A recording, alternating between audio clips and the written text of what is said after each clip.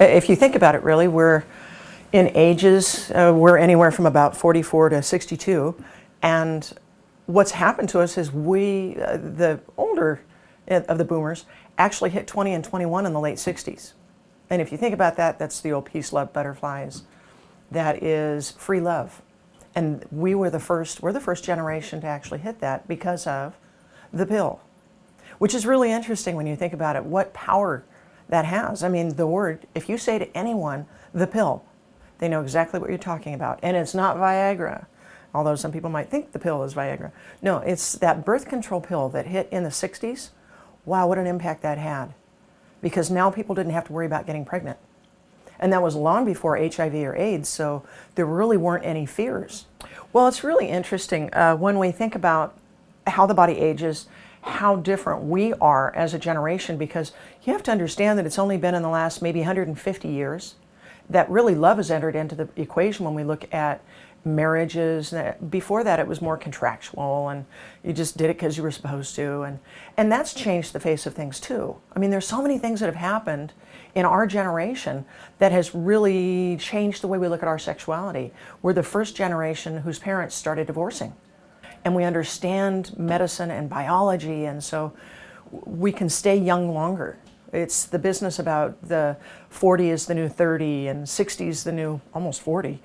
It's an amazing time to be alive. And because of the changes in our attitudes about body and about sexuality, it's a new age. We have the Viagra equation, which is what everyone comes back to, because that is what helps you to actually be sexually active. Because we've always talked about female menopause, and now we're talking about male menopause. And that is one of the symptoms of male menopause, is having some erectile dysfunction, having a little bit of problem with sexuality in that area. And so Viagra, interestingly enough, which I think most everyone knows by now, started out as a heart medication. We started out by, we had all these problems with the heart and put all these guys on this trial study, and they kept coming back in about 2 weeks into the study, or maybe a little more, and they had all these happy side effects. And they started talking with their doctors. That's how they realized that it could be used for erectile dysfunction. So Viagra, within 3 or 6 months of being on the market, bam, it's being covered by insurance, so everybody can get it. And that changed the way we look at sexuality. So men have a way of being able to function, whether it's Viagra or one of the others that are out now. Females, on the other hand, we have a different physiology, different psychology. Our biggest sex organ, pretty much between our ears. That's female sexuality. And so and that's true even as you get older. Absolutely. Well, especially as you get older, because it has to do with body image. You've got to think, we're no longer 24. I know I'm joking about, I look good, but I look a whole lot different than I did when I was 22, 25. We all do.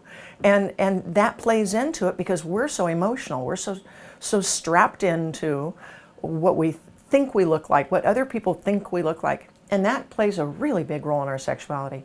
So with females, there is no female Viagra. It's not really needed. We don't need a performance-enhancing drug as men do. What they're looking for, and it's probably at least 2 or 3 years out, and I've been saying that for 2 or 3 years, is something for the female libido that will up the interest in sex. Once a woman, give or take, once a woman gets involved in sex, she can get into it. It's interesting, it's enjoyable. The older you get, the better sex gets, because you're not as nervous. You have a little more experience.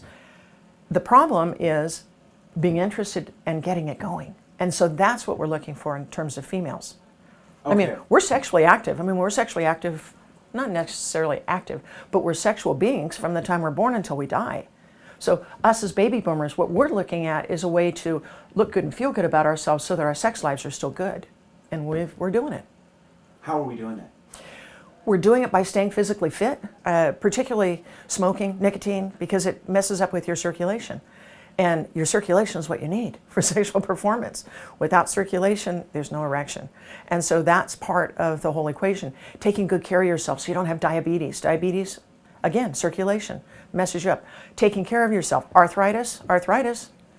You don't have the stamina. You may not be as limber as you were.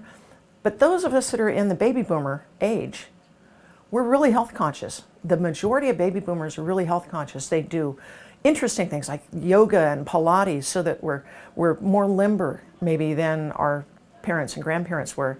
Let me jump in a second Sure. here, because I think about my parents. Okay, youngest of seven kids in my family, and my parents quit sleeping together. I mean, separate beds. You know, when they hit about, I don't know, maybe my mom.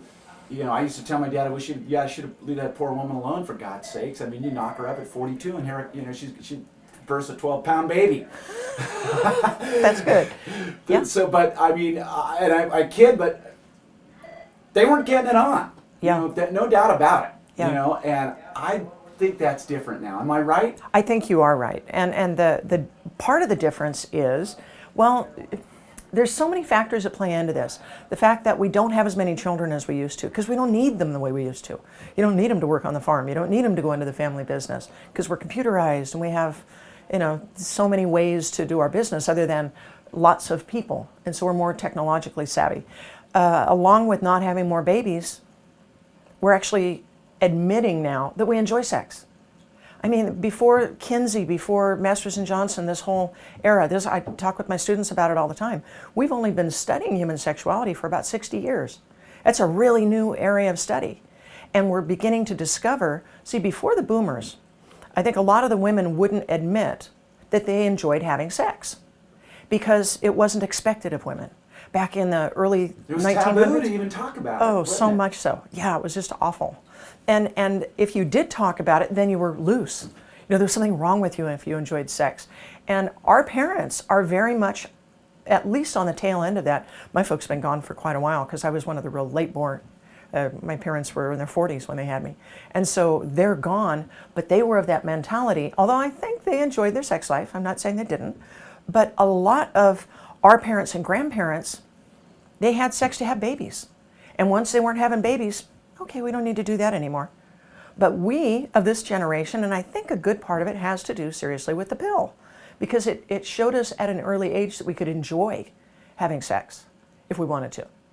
And we're also of an era where we're more in tune with who we are and what we are. And so we're willing to have sex if we want to. We're more willing to say no if we don't want to. And we're much more open with our sexuality because now we're actually studying it. So we talk about it. We need to understand that it really is true. It is use it or lose it. So for males, if you live long enough, you're going to have some issues with prostate. There's going to be enlarged prostate and whatnot. There's a lot of evidence coming down the pipe right now that if a man is sexually active, continuously sexual activity, prostate is much healthier. There's less enlarging, there's less problems later on. So I try to encourage even my younger students and all of my friends, sexuality is good. Being sexually active is a good thing because it really will help.